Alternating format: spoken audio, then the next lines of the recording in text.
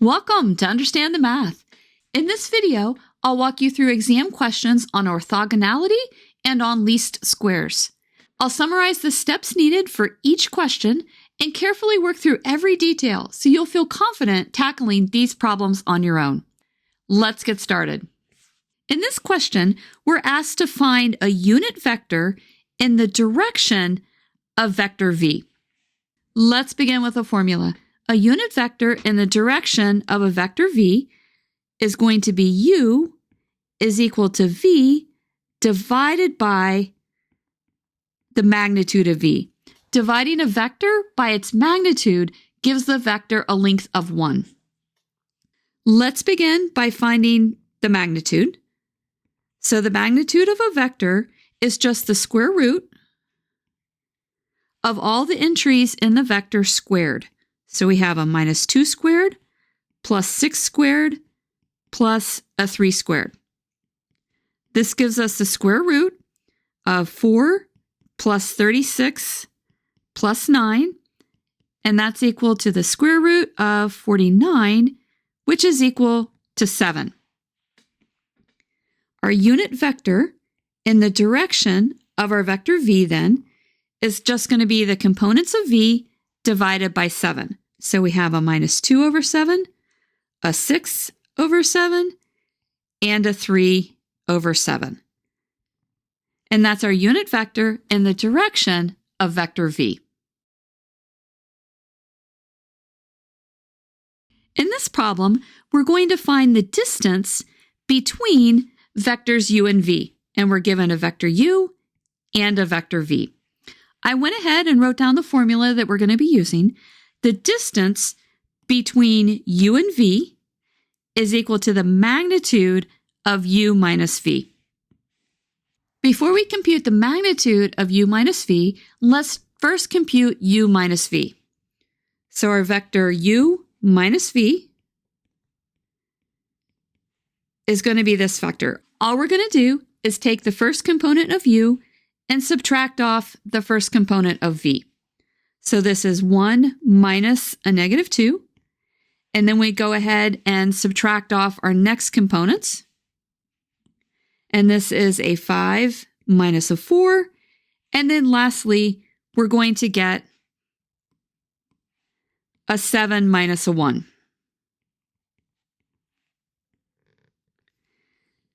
This is going to give us the vector 3, 1, and 6.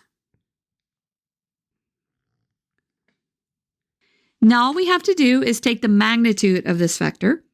So the magnitude of u minus v is just going to be the square root of each component in u minus v squared. So this is going to be a 3 squared plus a 1 squared plus a 6 squared. This is going to give us the square root of 9 plus 1 plus 36, which is going to give us an answer of the square root of 46. So the square root of 46 is the distance between vectors u and v. In this problem, we're going to determine whether the following set of vectors is orthogonal. If the set is orthogonal, we're then going to normalize the vectors to produce an orthonormal set. We're going to begin this problem by labeling the 3 vectors that we've been given, and I'm going to choose to label these vectors v1, v2, and then v3. If our vectors are orthogonal, what's going to happen is their dot products are going to be equal to 0. So v1 dotted with v2 is going to be 0. v1 dotted with v3 will be 0. And then lastly, v2 dotted with v3 will also be 0. So that's what we have to check. So let's start by taking v1 and dotting it with v2. To take the dot product, we're just going to multiply the corresponding components. So we're going to multiply minus 2 times 1 and get a minus 2, and then a 1 times 2 gives us a 2, and then a 1 times 0 gives us a 0. So this is indeed 0. Now let's check the dot product of V1 with V3. Multiplying those components, we get a -2 times a -2, which is a 4, and then a 1 times a 1, which is a 1, and then lastly a 1 times a -5, which gives us -5, and we add all this up, and that's also equal to 0. Let's check our last one. We're going to take V2, and we're going to dot it with V3. So this is going to give us a -2 plus 2 plus 0, and that is equal to 0. So we can conclude, because all three dot products are 0, that our set is orthogonal. Now what we need to do, since our set is orthogonal, is to make our set an orthonormal set. I'm going to call our orthonormal set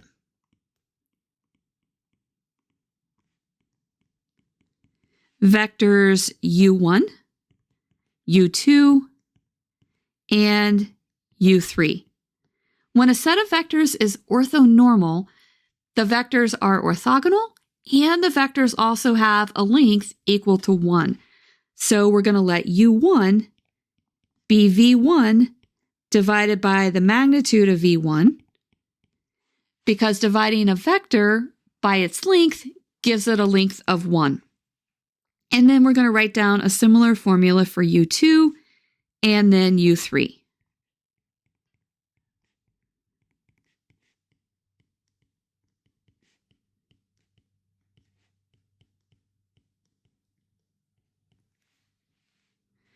We're going to begin by finding the magnitude of v1. So the magnitude of v1 is just going to be the square root of each of the components of v1 squared. So that's going to be a -2 squared plus a 1 squared plus a 1 squared, and this is equal to the square root of 6. Let's go ahead and compute the magnitude of v2. We'll have to look back up. That's going to be a 1, a 2, and a 0. So we have the square root of 1 squared plus 2 squared plus 0. And this is going to be equal to the square root of 5. And then our last one, the magnitude of v3. Again, let's look back up. We have a -2, a 1, and a -5. So this is the square root of -2 squared plus 1 squared plus a -5 squared, and we'll extend our square root. So this is going to give us a 4 plus 1 plus a 25, and that's the square root of 30. Now let's go ahead and write down our vectors u1, u2, u3 that form our orthonormal set. Our u1 is just going to be our vector u1 divided by root 6. So we have a -2, 1, 1. So -2 over root 6, 1 over root 6, and 1 over root 6. And then our u2, we're going to have to divide every component by root 5. So that's a 1, 2, 0. So we have a 1 over root 5, a 2 over root 5, and then a 0. And then lastly, our u3, these ones are a little bit harder to remember. -2, 1, -5. So we have a -2 over root 30, a 1 over root 30, and then a -5 over root 30. Our orthonormal set of vectors, they all have a magnitude of 1, and they are all orthogonal to each other.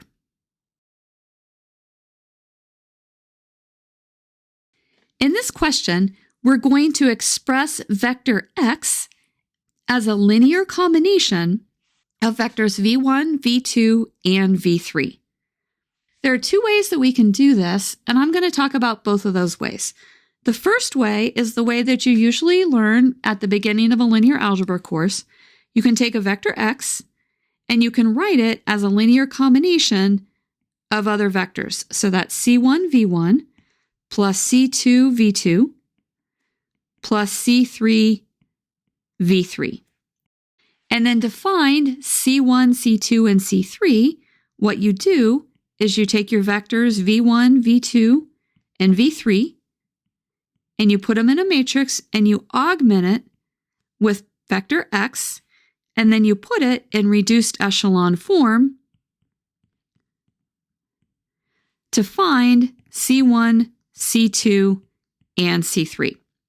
This is a little lengthy process. So there's another way that we can do this, but this will only work if our vectors are orthogonal to each other. So let's check real quick if these vectors V1, V2, and V3 are orthogonal.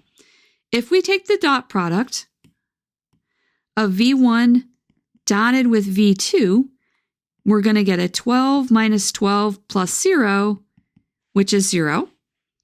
If we take the dot product of V1 with V3, I'm not going to write this down, but we're going to get a 4, a minus 4 plus a 0, so that's 0. And then lastly, V2 dotted with V3 is going to give us a 3 plus 3 minus 6, which is also 0. So in this problem, our vectors V are orthogonal to each other, so there's actually an easier way that we can express X as a linear combination of these vectors. And that way is going to use dot products. The formula that we're going to use is C1 is going to be X dotted with V1, all divided by V1 dotted with V1. Let's go ahead and compute what this is. X dotted with V1, we're going to pick up a 20 plus 8 plus 0 on the top. And then V1 dotted with itself, we're just going to square each component in V1. And this is going to be a 16 plus 16 plus 0. So we end up with a 28 divided by 32. And it looks like 4 goes into both of those. So we can write this as a 7 divided by 8. Now let's do C2. So C2, using the same type formula, it's going to be X dotted with V2 divided by V2 dot V2. Let's now see what this equals. X dotted with V2, we're going to pick up a 15, a minus 6, and a minus 1 on the top. And V2 dotted with itself gives us a 9 plus 9 plus 1. So 15 minus 7 is going to give us an 8. And then in our denominator, we have an 18 plus 1 is a 19. And we can't reduce that at all. Now let's go ahead and let's do C3. C3 is X dotted with V3, all divided by V3 dotted with V3. We'll pull this back down so we can see this. X dotted with V3. So we have a 5, a minus 2, and a 6. So 5 minus 2 plus 6. And then we'll have to pull this back down. V3 dotted with itself is going to give us a 1 plus a 1 plus a 36. So up top, we're going to have a 9. And in our denominator, we're going to have a 38. And we can't reduce that one either.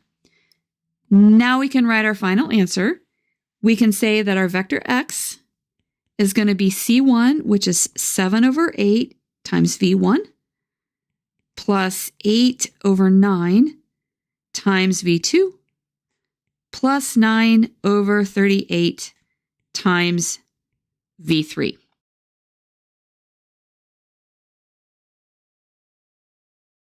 In this problem, we're given a vector y and a vector u, and we're asked to do 3 different things. The first thing that we're asked to do is to compute the orthogonal projection of y onto the line through u and the origin. In part B, we're asked to compute the distance from y to the line through u and the origin. And then in part C, we're asked to write y as the sum of 2 orthogonal vectors. One is in the span of u, and one is orthogonal to u. To help us visualize this problem better, I went ahead and I graphed down here on the right our vector y and our vector u. So what's going to happen is we're going to take our vector y in blue, we're going to project it onto our line right here through our vector u and the origin.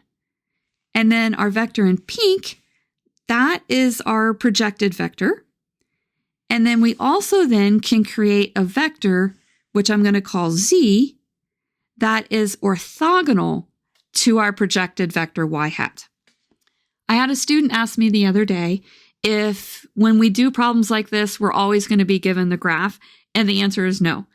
When you do problems like this, you're not going to be given the graph, but I would recommend that you make your own graph so that when you find y hat, which is our projected vector, you can look back at your graph and see if it makes sense. We're going to start by computing the orthogonal projection of y onto our line through u and the origin. There's a formula for this, and it looks like this. We'll mark this as A. So y hat is our projected vector, and it's y dotted with u, all divided by u dotted with u, times u. Let's go ahead and compute this. Y dotted with u is going to give us a 15 minus a 40, and then u dotted with itself is going to be a 25 plus a 25, and that gets multiplied by our vector u, which is 5 and minus 5. Our y hat is 15 minus 40 is minus 25, and then 25 plus 25 is 50. So that's nice. That's just minus a half. And we have a 5 and a minus 5.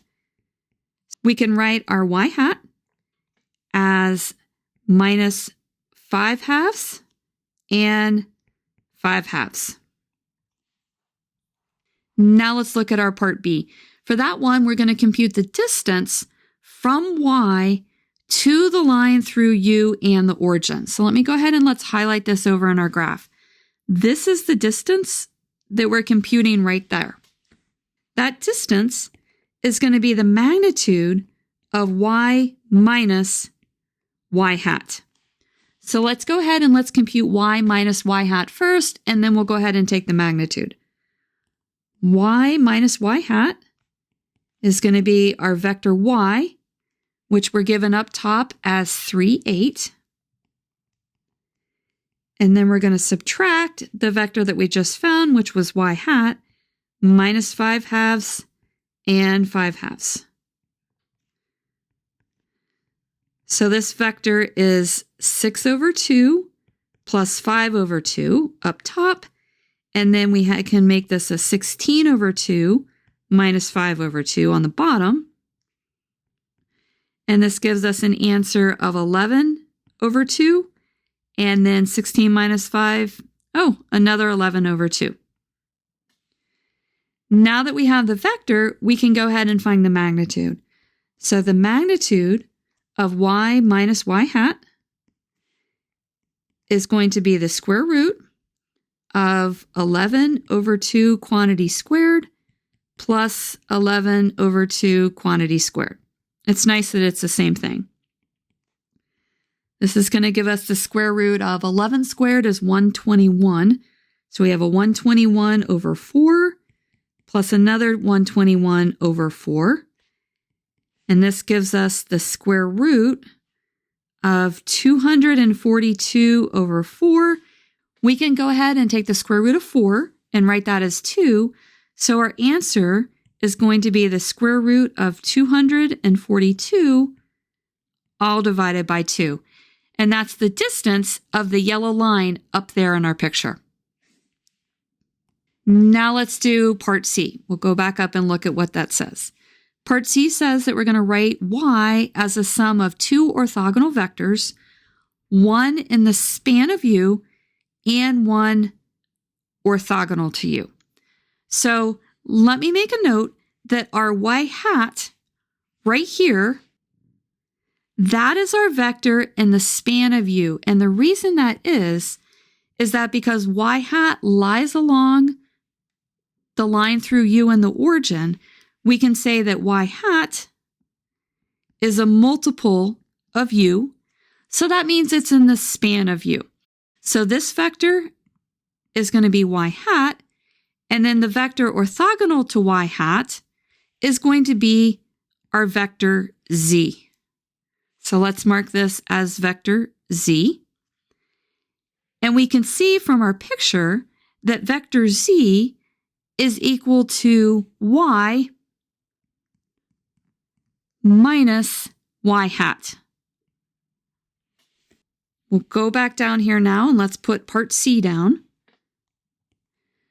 So part C, we're going to write vector y as a vector in the span of U, so that's y hat, plus a vector orthogonal to U, which is our vector z. The first thing that we're going to have to do is find vector z because we already know y hat. So vector z, we're just going to get by taking y and subtracting y hat. We actually already found vector y minus y hat right there. And that was equal to 11 over 2 and 11 over 2. So all we have to do is basically just write down our answer. Our vector y is our vector y hat, which is our minus 5 over 2 and 5 over 2. That's our vector in the span of U, plus our vector z, which is our vector orthogonal to U, and that's our vector with the 11 halves in it.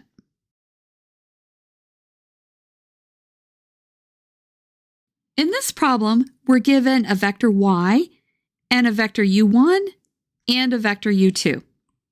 We're asked to do three different things. The first thing we're going to do is we're going to compute the orthogonal projection of y onto the subspace W, which is the span of our two vectors u1 and u2. We're then going to compute the distance from y to subspace W. And then lastly, we're going to write our vector y as the sum of a vector in subspace W and a vector orthogonal to subspace W. Let's begin by writing down the formula that we're going to use to find the orthogonal projection of y onto subspace W. That formula looks like this. It's y hat is equal to y dotted with u1, all divided by u1 dot u1 times u1 plus y dotted with u2, all divided by u2 dot u2 times u2. Now we just have to take a lot of dot products. Y dotted with u1 is going to give us 12 plus 6 plus 0. And then u1 dotted with u1 is going to be 16 plus 9 plus 0. And that multiplies our vector u1. And then let's do our second round of dot products. We're going to do y dotted with u2. So we have a minus 9 plus 8 plus 0. And then in the denominator, we have a minus 3 squared, so that gives us a 9. And then a 4 squared is a 16 plus 0 times u2. Now let's go ahead and add all these things up. We have an 18 over 25 times u1, and I'm going to go ahead and put u1 down here, 430. And then we have a minus 1, so let's erase this plus, and let's make this a minus 1, all divided by 25.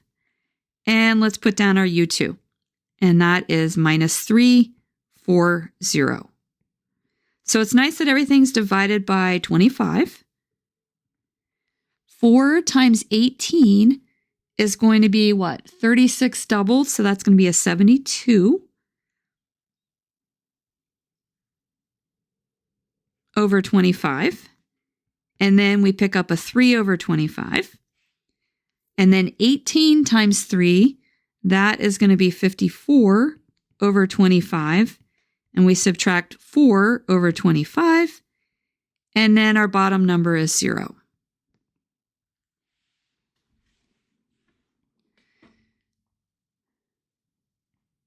So let's go ahead and add these up.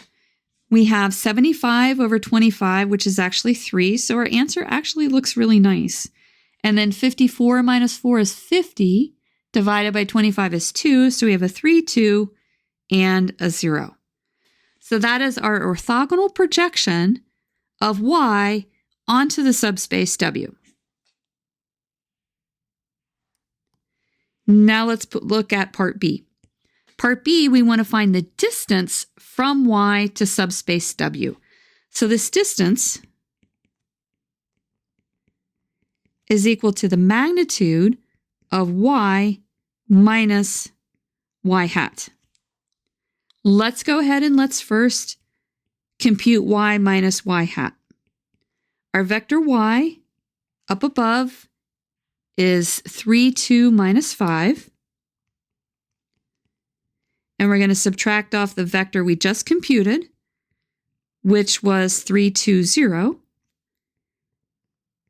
And we end up with the vector 0, 0, minus 5. Now we can go ahead and compute the magnitude of y minus y hat. It's nice that we have some 0 components. So we're just going to have the square root of 0 plus minus 5 squared is 25. So we end up with a value of 5. So the distance from y to subspace W is just equal to 5. Now let's look at our last part. We're going to write y as the sum of a vector in the subspace of W and a vector orthogonal to the subspace of W.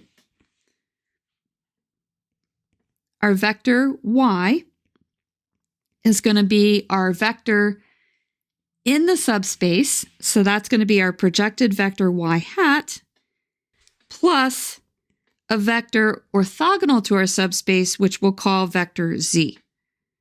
To find vector z, all we have to do is take vector y and subtract y hat. And we've actually already done that right up here. Let me highlight that so you can see it.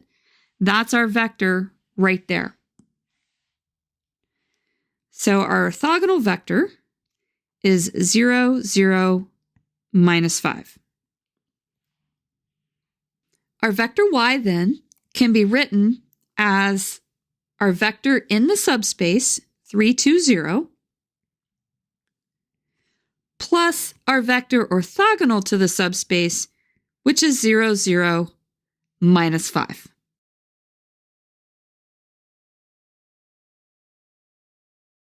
In this problem, we're given a matrix A, and we're asked to find an orthogonal basis for the column space of matrix A. And then we're asked to find a QR factorization of matrix A. To find an orthogonal basis for the column space of matrix A, I'm going to begin by taking the columns of matrix A and assigning them to a vector. I'm going to let x1 be our first column, so that's 1, 0, 1.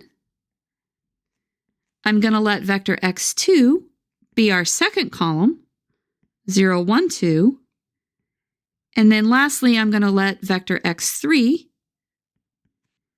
be our last column, 2, 1, 0. Our orthogonal basis, I'm going to name with the vectors v1, v2, and v3. We are going to use the Gram-Schmidt algorithm to find these orthogonal vectors. Our formula for v1 is just equal to x1. So that's just because we're going to take our first vector and we're going to hold it fixed. And I'm going to go ahead and put what this is equal to. So this is our 1, 0, 1 vector. Our second vector, v2, we're going to make orthogonal to vector v1, and we're going to do that with this formula. v2 is going to be x2 minus x2 dotted with v1, all divided by v1 dotted with v1 times v1. This is going to be vector x2, which is 0, 1, 2. And we're going to subtract x2 dotted with v1. So let me go ahead and let me highlight these so we can see what we're dotting. Let's see here. That's our x2, and that's our v1. So we're going to take those dot products. So this gives us a 0 plus 0 plus 2. And then we're going to have v1 dotted with itself, which is 1 plus 0 plus 1, times our v1, which is 1, 0, 1. One thing I like to do when I'm doing the Gram-Schmidt is I like to do this and then say what it's equal to. So we have a 2 over 2, so that's a 1. So when we subtract these two vectors, we're going to get a minus 1, a 1, and then a 2 minus 1, which is 1. And that's our vector v2. Let's go ahead and highlight that vector because we're going to need it later. And right above this in red, I'm going to write down v2. Let's now find v3. The formula for v3 is a little bit longer. It's going to be x3 minus x3 dotted with v1, all divided by v1 dot v1 times v1, and then one more. We're going to subtract x3 dotted with v2, all divided by v2 dotted with v2 times v2. v3 is going to be x3, which up above is 210, minus x3 dotted with v1. So that's going to be these purple vectors up here, x3 dotted with v1, which is just x1. So we're going to pick up a 2 plus a 0 plus a 0. So we'll write that down as 2 plus 0 plus 0, all divided by v1 dotted with itself. That's this other purple vector. And that's going to be a 1 plus 0 plus 1. And that multiplies v1, which is 1, 0, 1. Now we have one more dot product to do. That dot product is going to be x3 dotted with v2. So let me go ahead and let me highlight x3 just like we did v2. So we're going to take those two dot products. That's going to give us a minus 2 plus a 1 plus a 0. Let's write that down. Minus 2 plus 1 plus 0. And then v2 dotted with itself. That's our yellow vector up here on the right. So that's to give us a 1 plus 1 plus 1. And then we have our vector v2, minus 1, 1, 1. The biggest mistake I see students make, and that I've made as well, is this vector right here. Make sure that that vector is v2 and not v1. Now let's go ahead and let's see what our dot products give us. This dot product is 2 over 2, so that's equal to 1. This dot product is a minus 1 over 3, so all of this gives us a plus 1 over 3. That will help now when we go ahead and add these up. Our v3 is going to equal this. We're going to have a 2, and then we're going to subtract a 1, and then we're going to subtract a 1/3, and then we're going to have a 1 minus a 0 plus a 1/3, and then we're going to have a 0 minus a 1 plus a 1/3 again. When we add all these up, let's see what we get. 2 minus 1 is 1, minus a 1/3 gives us a 2/3. And then 1 plus 1/3 gives us a 4/3. And then a negative 1 plus 1/3 gives us a minus 2/3. Let's now write our answer down below. The orthogonal basis for the column space of matrix A is going to contain these vectors. V1, let's see if we can find that. That's 1, 0, 1. And then V2, that's over highlighted up in yellow, minus 1, 1, 1. And then the one we just computed. 2/3, 4/3, and a minus 2/3. And that's our final answer. One thing that's really nice when you use the Gram-Schmidt algorithm is that you can check your work. All you have to do is look at these vectors and double check that they are all orthogonal to each other. Let's now find the QR factorization of our matrix A.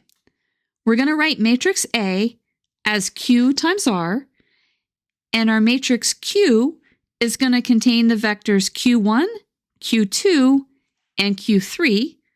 And I've written the formula for these. Q1 is just V1 that we found in part A divided by the magnitude of V1, and then a similar formula for Q2 and Q3. So matrix Q is made up of vectors that are orthogonal and orthonormal because their magnitudes are all equal to 1. All we have to do to find matrix Q is we're going to have to find the magnitudes of our V vectors. I'm going to start by writing down our V vectors that we found on the previous page. Our V1 was equal to 1, 0, 1. Our V2 was equal to minus 1, 1, 1. And then our V3 was equal to 2/3, 4/3, and minus 2/3. Let's go ahead and let's compute their magnitudes. The magnitude of V1 is going to be the square root of 1 plus 1, so that's root 2. The magnitude of V2 is going to be the square root of 1 plus 1 plus 1, which is 3. And then for the magnitude of V3, we're going to have to write some more stuff down. This is going to be the square root of each component squared. So that's going to be a 4 over 9 plus 16 over 9 plus another 4 over 9. And this is equal to the square root of 24 over 9, which we're going to write as the square root of 4 times 6 divided by 3 times 3. So we can see that this is going to be 2 root 6 over 3. Now let's go ahead and let's write down what our matrix Q is. Our first column is going to contain V1 divided by the magnitude of V1, which is root 2. So this is 1 over root 2, 0, and 1 over root 2. And then V2, we're going to divide by the root 3.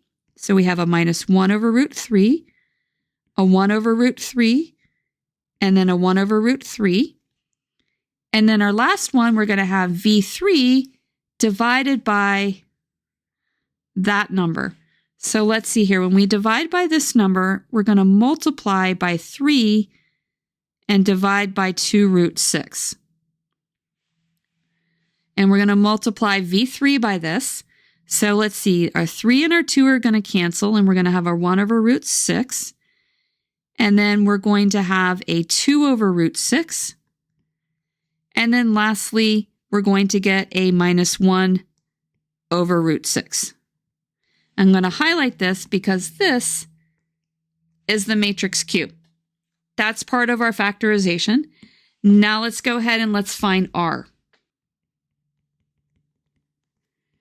To find R, we have to know a formula, and that formula is that R is equal to Q transpose times matrix A.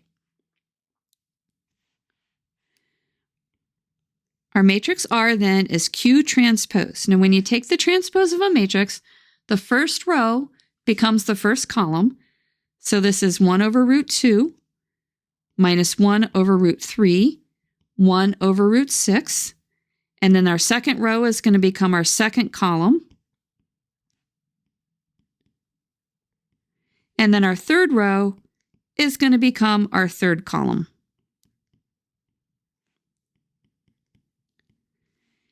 And this gets multiplied by our original matrix A, which was 1, 0, 2, 0, 1, 1, 1, 2, 0. Now all we have to do is go ahead and multiply all of this out. We're going to start by multiplying this row by this column.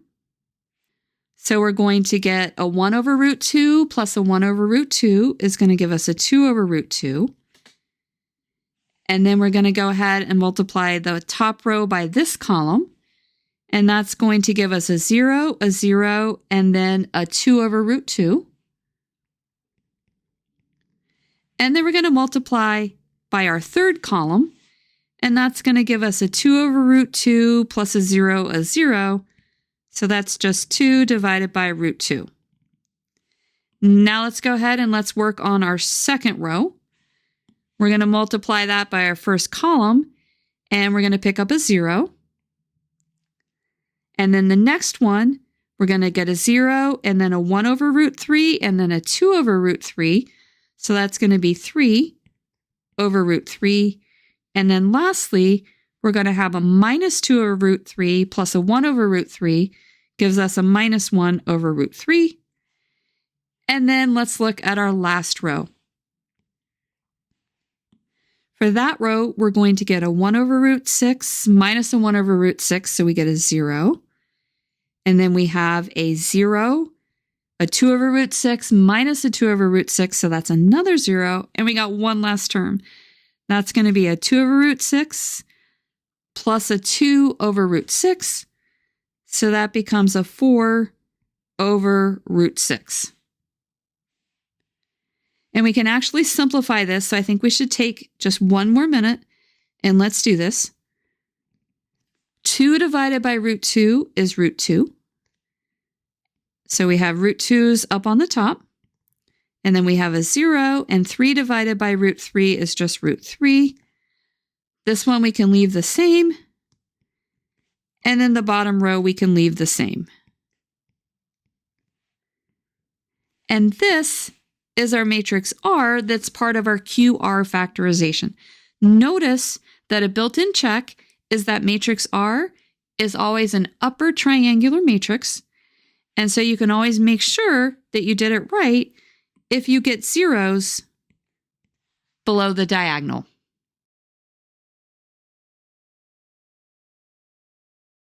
In this problem, we're going to find the least squares line that best fits the following data points. This is just finding the least squares line of best fit. The equation of that line is going to be y is equal to beta 0 plus beta 1 times x. There is no line that's going to pass through all those data points. So this line that I've just written down, that's called our line of best fit, and it comes as close as possible to passing through all the data points. We're going to let a vector x hat contain our parameters beta 0 and beta 1, and then define x hat, which will give us beta 0 and beta 1, we have what's called normal equations.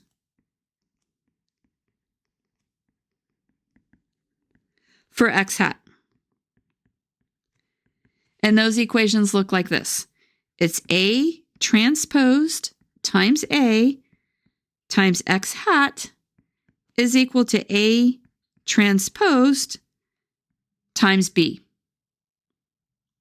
Our matrix A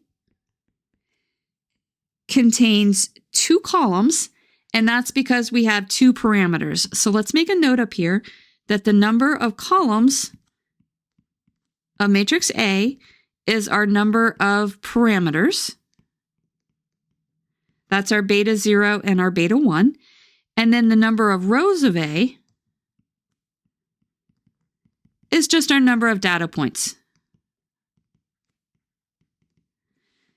Now we can go ahead and fill in matrix A. The first column is going to contain just ones because we have a 1 multiplying beta 0.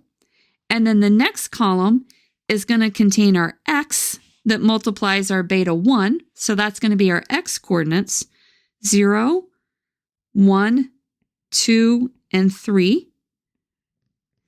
And then our vector b on the right-hand side comes from our y, and that's going to contain our y coordinates. And that's going to be 4, 4, 5, and 5.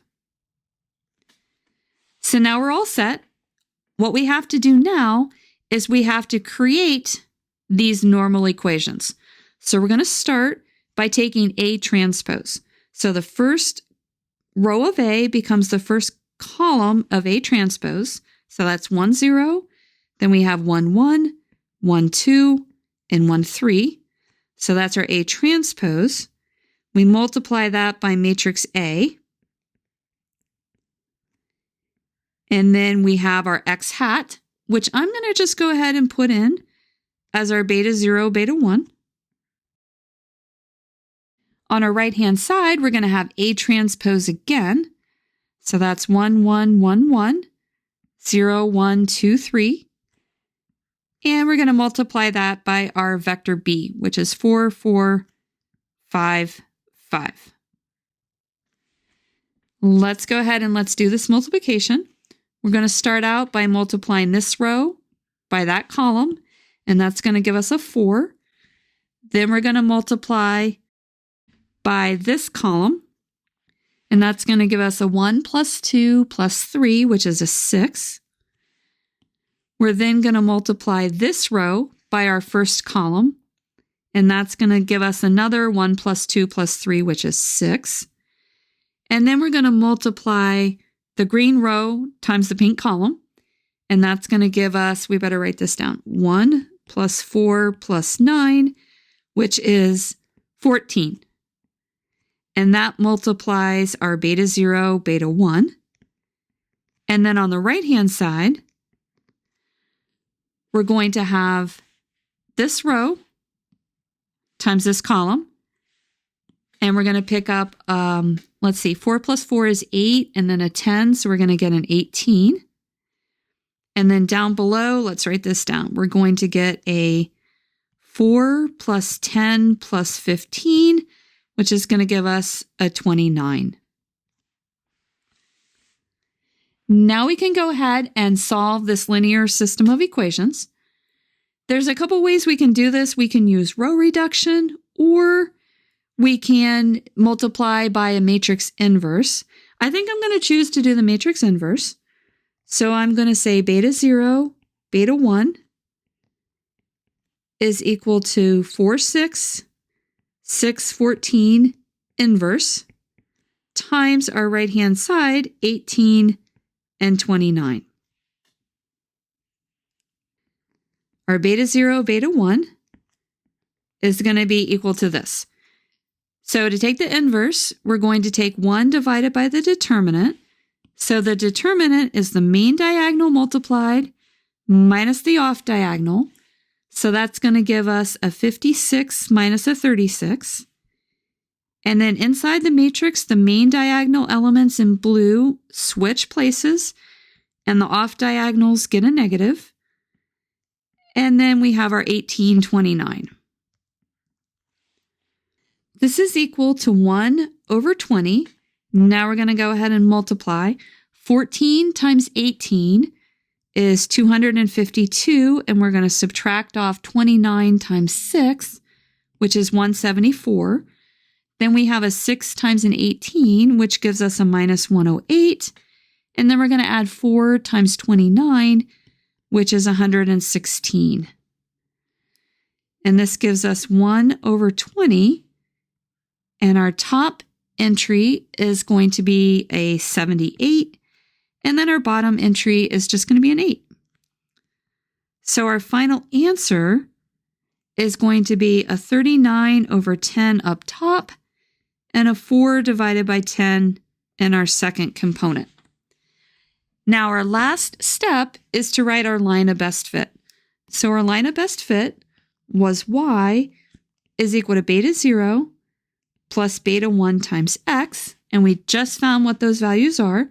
We can write our final answer as y is equal to beta 0. That's beta 0, and I'm going to write that as a 3.9 plus beta 1, which is this, and I'm going to write that as a 0.4 times x.